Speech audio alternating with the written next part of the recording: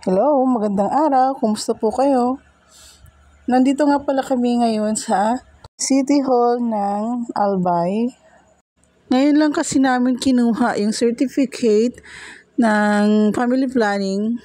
Last time kasi hindi namin nakuha. Naka-schedule sana kami.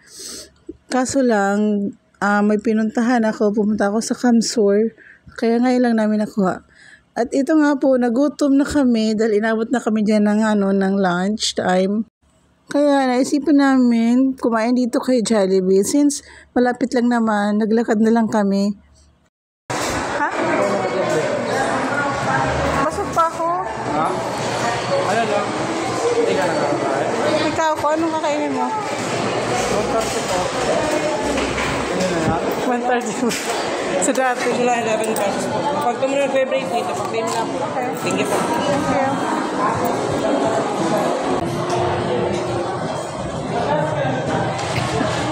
Ano kung gulo? So, nag-order nga lang siya ng burger steak, chicken, sa rice. Ako naman, french fries and coke. Alam niyo ba na ito yung nagpaubos sa akin kasi malamig kasi yung coke. Tapos sobrang init sa labas. Kaya now, hanggang ngayon, ubo pa rin ako. After namin mag-lunch, diretso na kami dito sa bridal shop. Kasi ipapaalam ko kay ate na mag-a-add kami ng flower girl. Since kasama naman na yan sa package, kaya inabil na namin. Saka hindi pumayag yung mga parents na wala akong abay at saka hindi kasali yung mga bagets nila. Actually kasi, hindi kasi kasali talaga since nakalagay sa list na 12 years old above yung flower girl. Pero nagtanong-tanong naman po ako kung pwede na yung 3 years old pataas kasi yun ang kaedaran ng mga pamangkin ko. So, sabi ng nakausap ko, yes daw, pwede daw po. Basta marunong maglakad ang bata at hindi na kailangan alagaan. Kaya ayun, tuwang-tuwa yung mga inahin. Makakasali yung mga anak nila. After na dito sa bridal shop, ang next destination namin is papunta sa Tabaco para kunin yung mga sukat na mga abay na lalaki at saka pamangkin ni Sandy. Kaso lang, hindi na kinaya ng oras namin.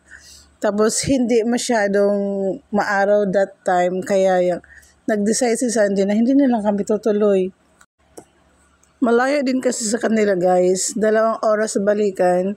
So, pag inabot kami ng oran, baka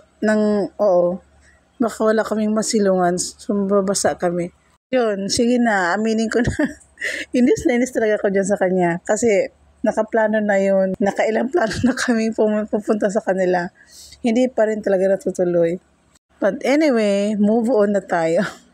At ito nga, after namin dito sa bridal shop, naglakad naman kami papunta dun sa may park kasi kunin na namin yung motor kasi dun kami nakapark. Tapos ito, nadaanan namin tong simbahan na to. Andito pala sa tuktok tong simbahan ng Daraga. Niyaya niya ako umakyat sa taas. Di ko ni-expect na ganito pala katarik yung daan. So, super nice na simbahan, super ganda. Meron din palang tindahan dito. Maliliit lang.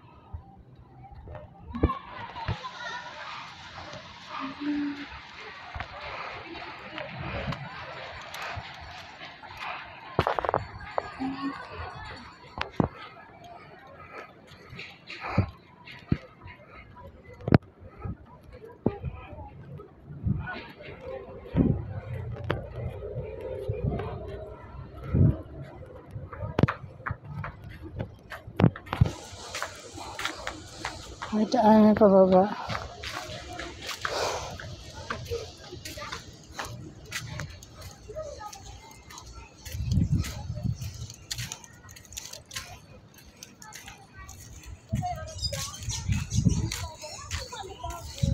Wow. Wow, ay. Wow.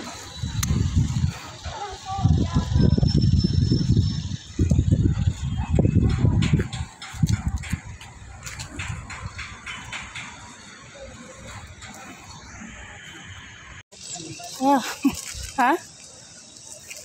Doon ba kayong papunta sa farm plate? Hi. Hi, sir.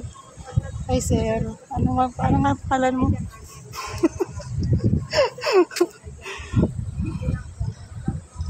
Dito kami ngayon sa talaga church. Pauwi na sana kami. Tapos nakita namin ito sa daan. Inakyat namin. Tapos yun. Andito na kami.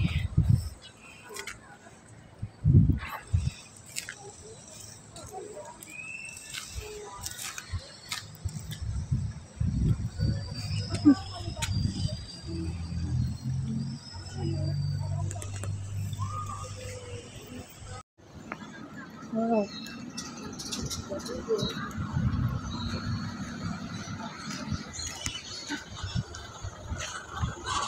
Hindi pa man tapos, mag-umpisa pa lang. Kaya sabi ko sa'yo, mag-uumpis na pa lang.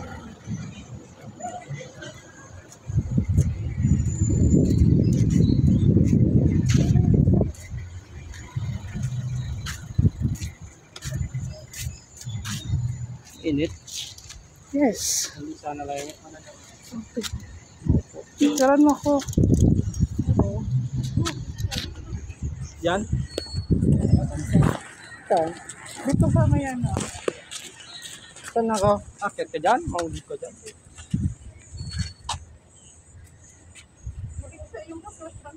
Ano?